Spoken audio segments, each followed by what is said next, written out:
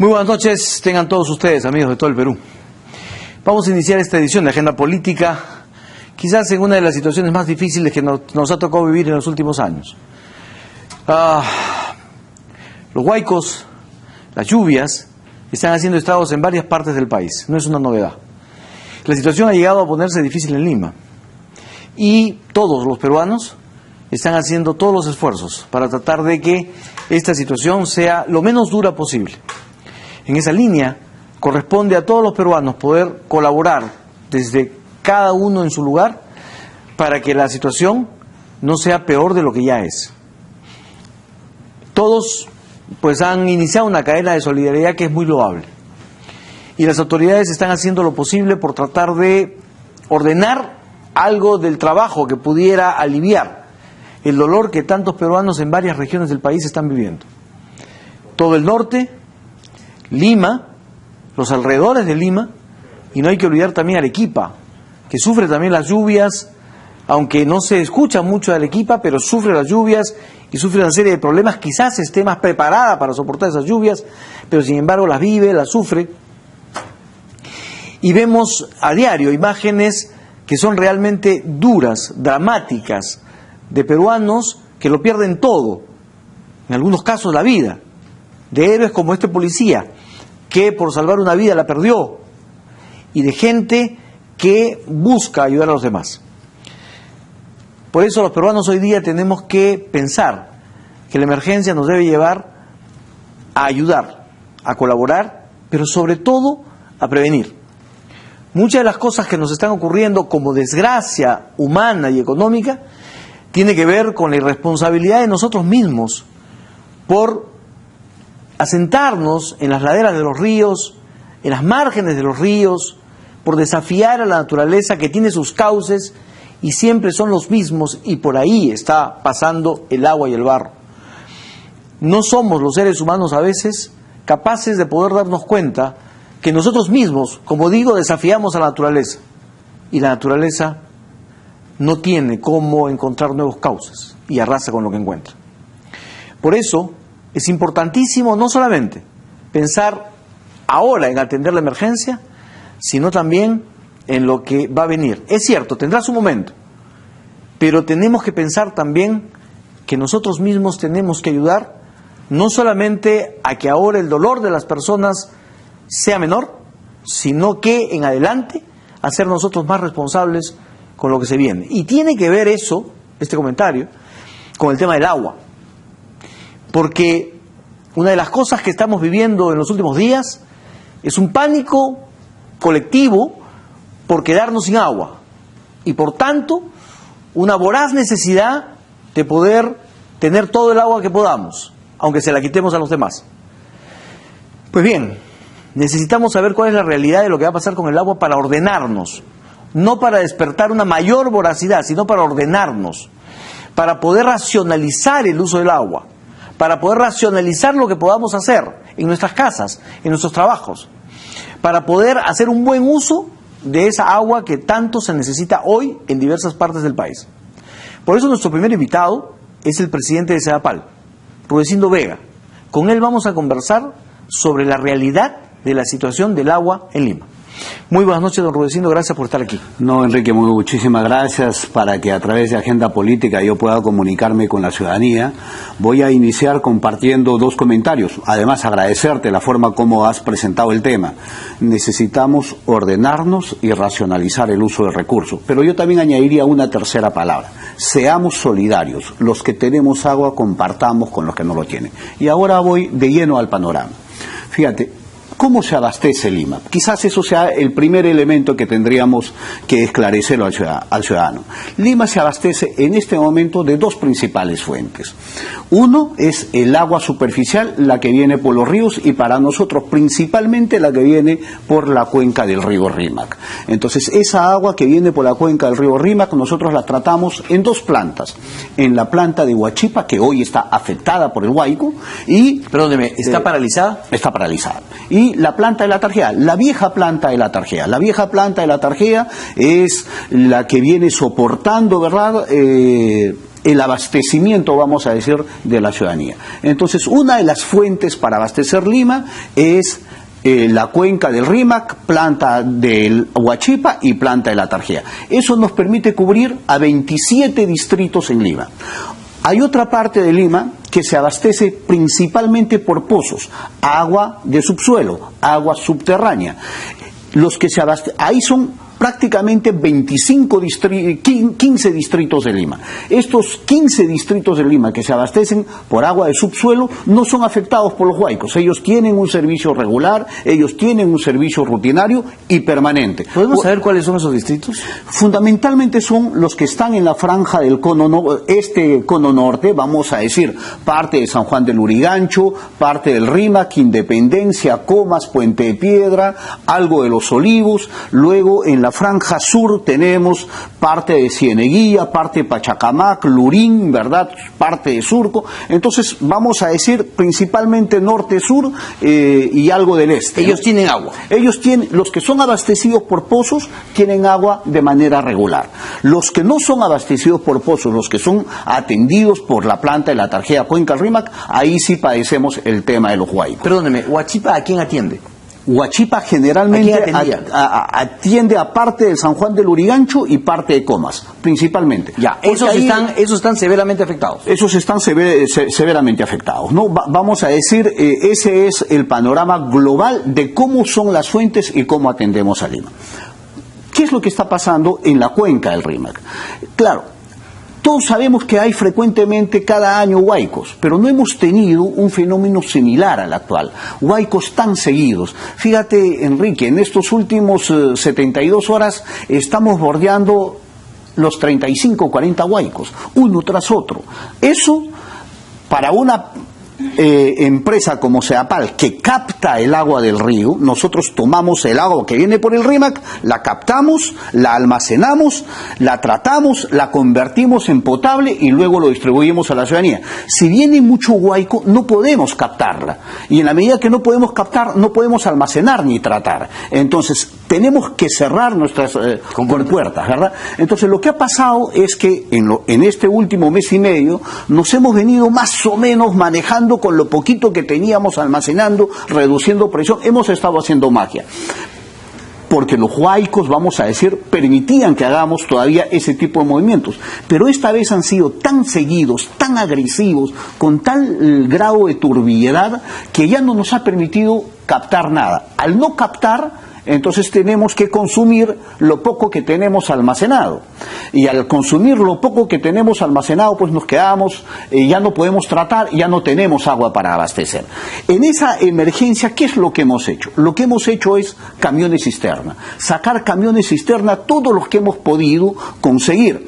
Optimizar algunos pozos que nos permitían abastecer a la ciudadanía. Perdóneme, cuando usted habla de camiones cisterna y de recoger el agua con esos cisternas de los pozos, significa que la Tarjea ya no puede abastecer por la distribución regular a esos distritos de Lima que la reciben. Claro, a ver, y podría complementarte el panorama de esta manera. Toda la planta de la Tarjea, con los dos estanques, tenemos un estanque de 1 millón de metros cúbicos y otro estanque de medio millón de metros cúbicos. Con los dos estanques que nos permiten almacenar agua, más lo que tenemos en la parte de la planta de tratamiento, que es un poquito más, y en los reservorios, todo eso nos da para 5 horas de abastecer Lima. Hace 10 años atrás, Enrique, todo eso servía para 12 horas de abastecimiento, hoy 5 horas. ¿Qué quiere decir?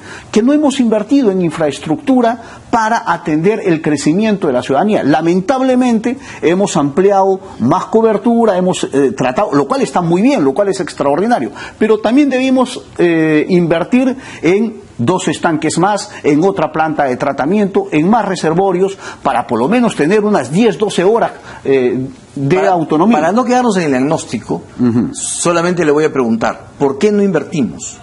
¿Por irresponsabilidad, falta de previsión o ineficiencia? No voy a o las tres cosas juntas. No voy solamente quiero que me diga, que lo que queremos saber es ¿Es que nos faltó recursos para hacerlo o nos faltó visión? Podría decirte más lo segundo. Visión. ¿Verdad? Más lo segundo, Ya. y por lo tanto no hemos tenido la capacidad de prevenir. Nosotros hemos llegado a esta gestión y estamos desempolvando toda la enorme cantidad de proyectos que están. No es que ahora llega esta nueva gestión y dice, uy, sí, encontraron 2 estanques que no se hicieron, uy, sí, hay una planta más que no se hizo. No, estos proyectos son ideas que están dando vueltas en Sedapal hace muchísimo tiempo.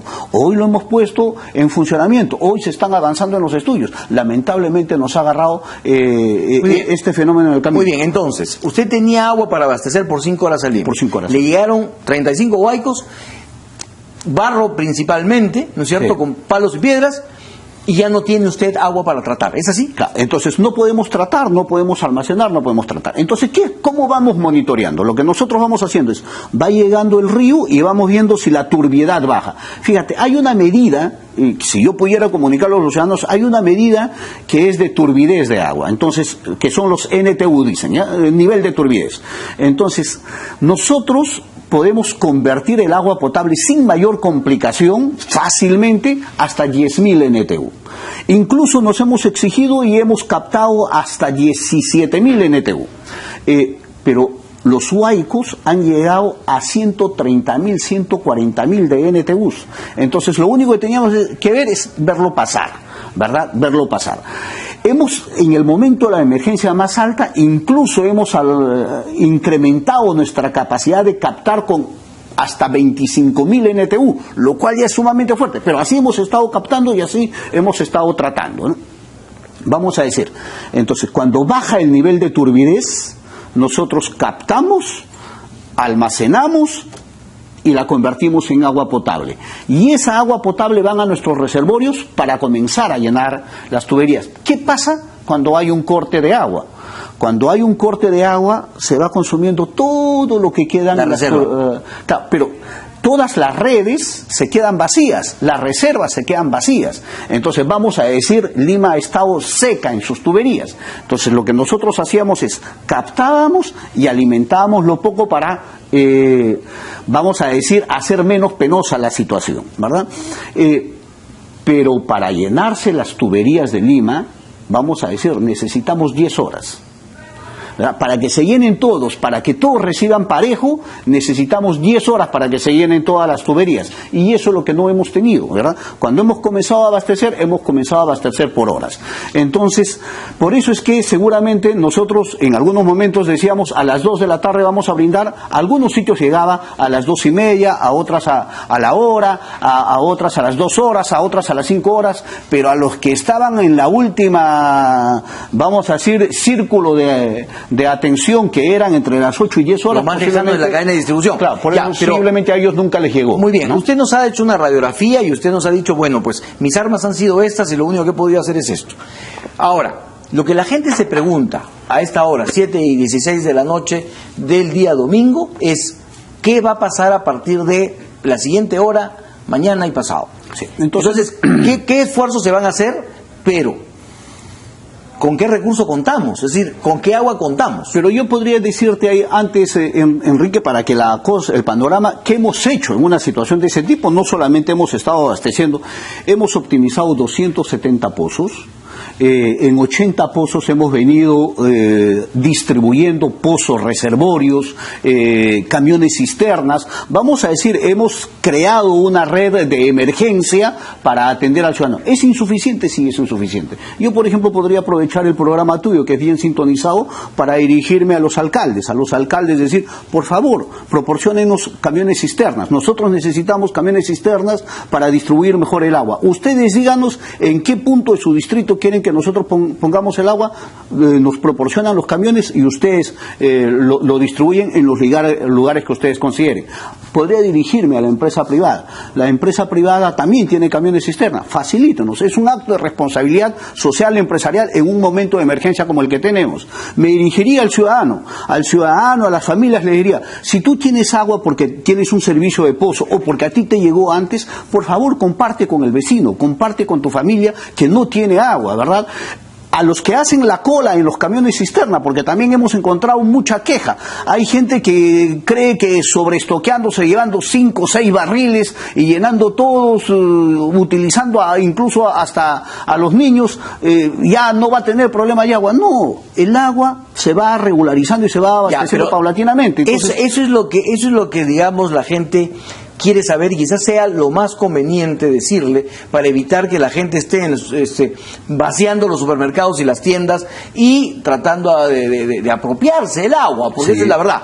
Entonces, ¿cuál va a ser la proyección? ¿Qué proyección tienen ustedes? Yo sé que es dificilísimo proyectar lo que va a ser la naturaleza, pero ¿qué podemos proyectar de manera realista? Porque también a veces decir, ya, a las 2 de la tarde llega el agua, y no llega, empieza la desesperación. No, y es fatal. Así es. Mira, más aún, yo puedo decirte, a nosotros nos ha sido preocupante y hemos aprendido el error. Vamos a decir, nosotros con el entusiasmo, con las ganas de brindar el servicio, salíamos a las 2 de la tarde vamos a dar. Y sin embargo, después de anunciar, sacar nuestra nota de prensa, comenzar a distribuirlo, venían 2 huaicos más. Entonces las 2 de la tarde ya por eso, a ver, se arruinaba. De manera realista, ¿cuál es la proyección? Hoy, al día de hoy lo que yo puedo decirle al ciudadano es, y voy a comenzar por lo que quieren escuchar quizás primero, a partir de las 10 de la noche de hoy comenzamos el servicio de abastecimiento de agua a los ciudadanos, y eso se va a ir regularizando paulatinamente, eso quiere decir que las redes a lo largo de la noche. A ir llenándose a partir de las 10.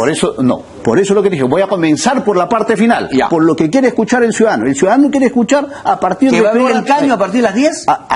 Entonces se va a iniciar el proceso de atención a los distritos. Que para llegar a esa hora, ¿qué es lo que ha ocurrido? Desde nosotros hemos comenzado a captar agua desde las 2 de la mañana.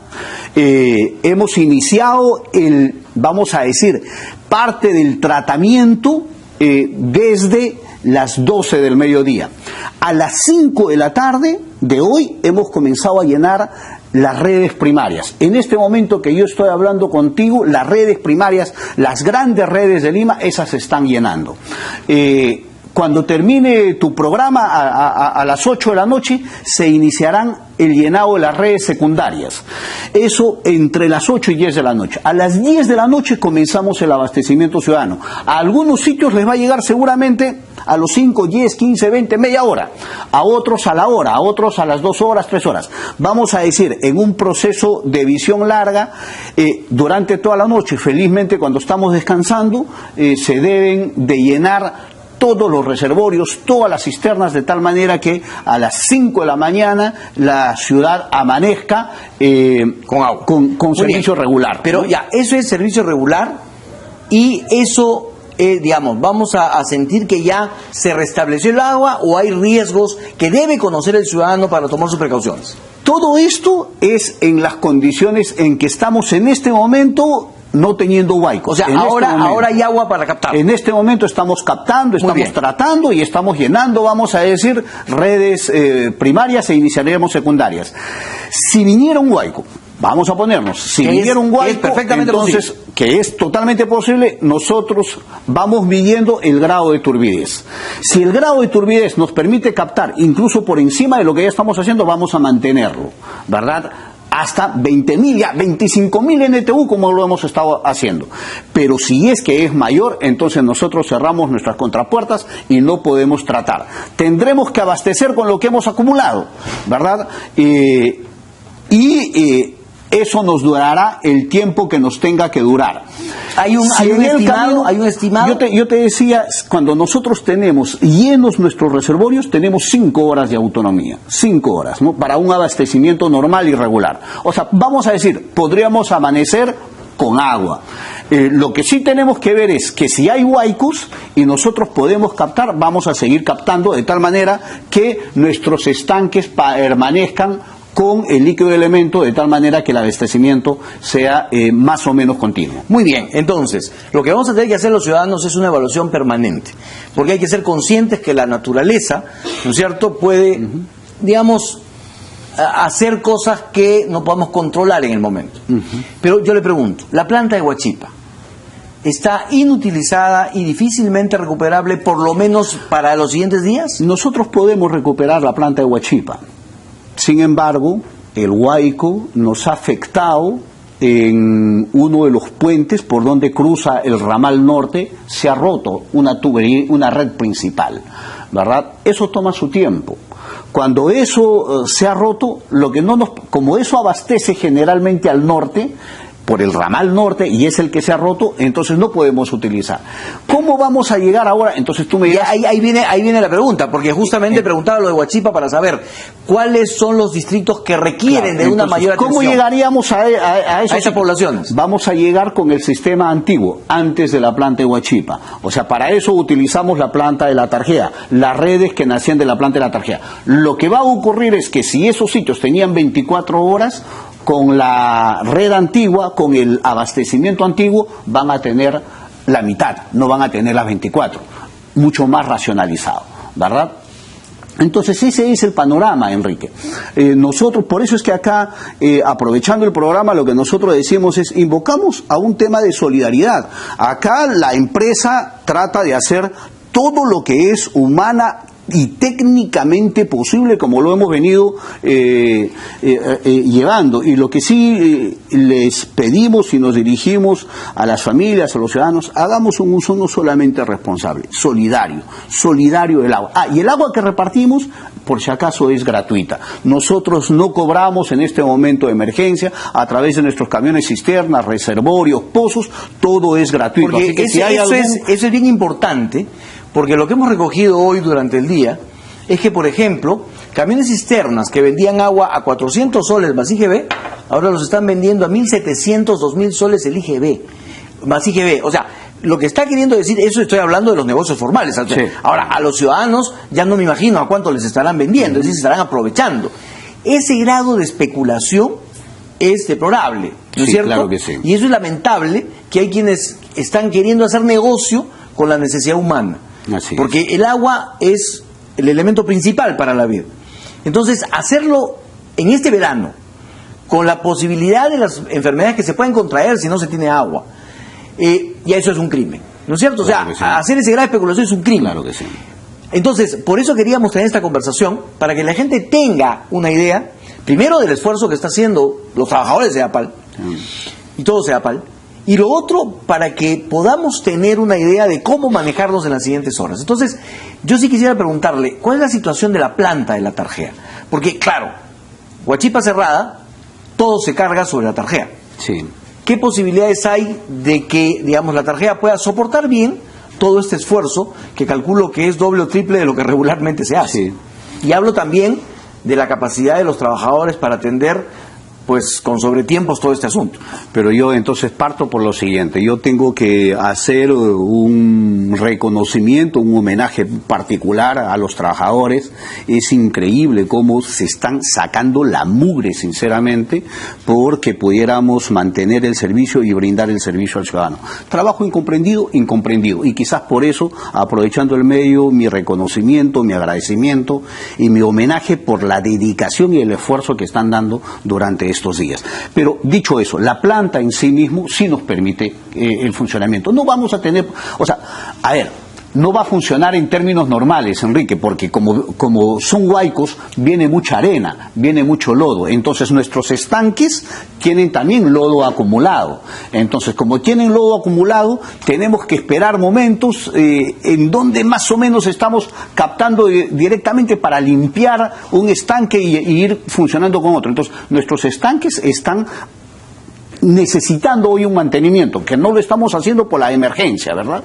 Pero esperamos que esto lo vamos a regularizar paulatinamente. La planta, la Tarjea, está bien, tenemos un equipo de profesionales, un equipo técnico de primera, y creo que eso nos va a permitir atender y salir bien parados de esta crisis. Bueno, obviamente el trabajo de CEAPAL es un trabajo profesional, pero requiere también de una coordinación con el CENAMI, es decir, sí, la proyección de lo que va, de cómo va a venir el agua a través de los ríos, o sea, de las fuentes de captación.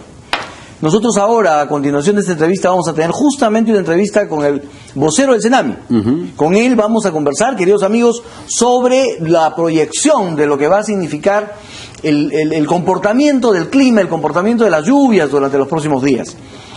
Por eso es que hemos querido tener este complemento, para que así el CENAMI nos diga, también con la responsabilidad que ellos tienen, y no con la irresponsabilidad de quienes a través de una serie de mecanismos están metiendo miedo por todos sitios sobre lo que va a pasar. Sí, y quizás ahí aprovechar, Enrique, tu comentario para decir lo siguiente.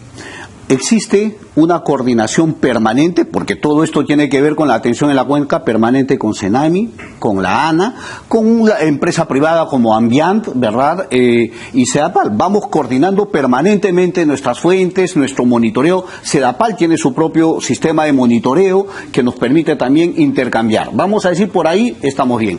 Y hacer una invocación también a la ciudadanía y a los formadores de opinión, ¿verdad? Por favor, compartamos y guiémonos por la información institucional, oficial. Yo sé que las redes nos ayudan a llegar mucho, pero ciñámonos a la información oficial, porque si por ahí aparecen algunos tweets, algunos chats con alarma, con opiniones que no están oficialmente, entonces se puede generar una bola de nieve gigantesca que en lugar de ser beneficiosa termina siendo perjudicial. Por eso hemos querido tener su presencia, la presencia del Senami, para que sea la voz oficial y para que no sean runrunes ni rumores que tanto daño hacen. Muchísimas gracias, don Rudecindo Vega, por esta presencia. Más adelante hablaremos sobre lo que le falta, las inversiones, las tarifas y todo eso. Hoy no es el momento, sino es el momento justamente de dar una información que permita hacer que la gente se tranquilice, racionalice el uso y colabore con los demás. Muchísimas gracias. No, muchísimas gracias por el enfoque. Muy amable. Vámonos a una pausa y volvemos con la voz del Senami, para que usted sepa qué es lo que va a pasar en los próximos días, qué es lo que puede pasar. Nunca es exacto, pero lo que puede pasar, pero que lo sepa de la gente del Senami.